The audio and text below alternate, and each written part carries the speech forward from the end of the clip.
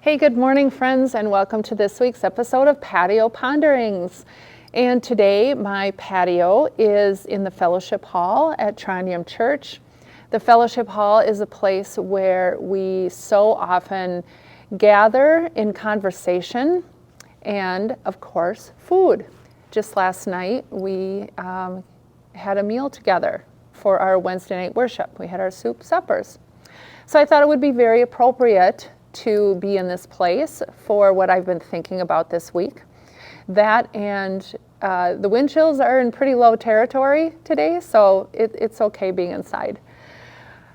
So this past Sunday, we started talking about Jesus' Sermon on the Mount, which is found in the Gospel of Matthew, chapters 5, 6, and 7, and we covered the first part of that. And the verse that I've been thinking about this week, and probably overthinking and overanalyzing, which I can tend to do, is this one. This is Matthew 5, verse 13. You are salt of the earth, but if salt has lost its taste, how can saltiness be restored?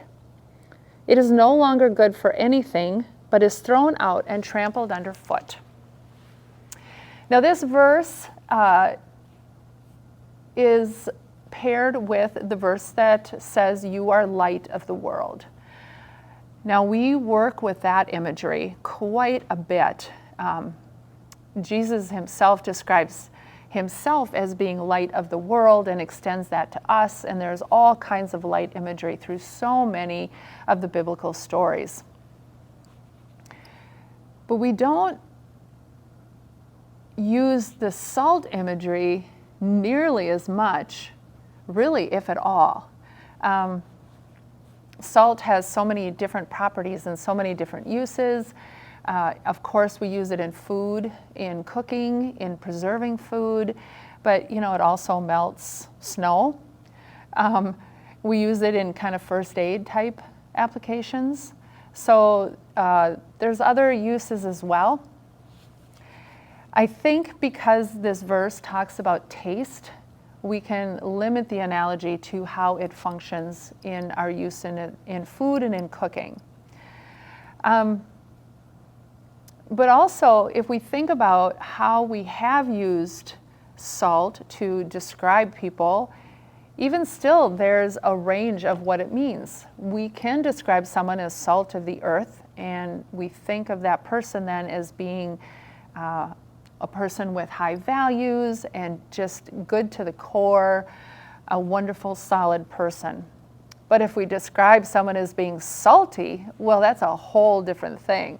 That person's maybe a little angry, a little rough around the edges, maybe their language isn't as acceptable in social circles. So what does it mean to be salt of the earth? Well, let's think about how we use salt in our food and in our cooking. If we use too little salt, our food is bland.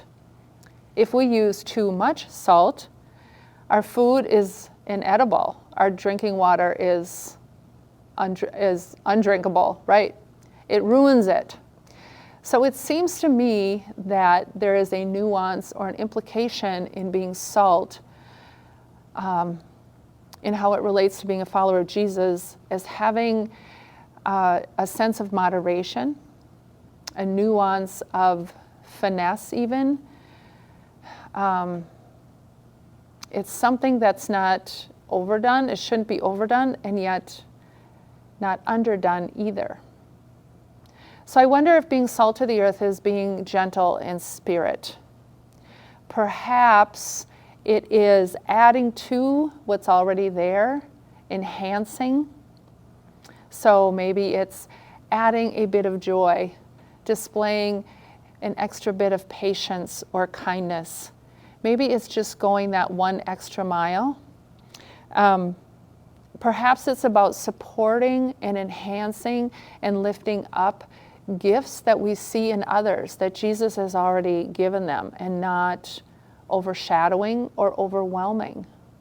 I don't know. What do you think? When you think of being salt of the earth as followers of Jesus, what does that mean to you? something for you to ponder, and I'd love to hear what you come up with. Stay warm. I hear nicer temperatures are coming, and we'll see you on Sunday. Bye.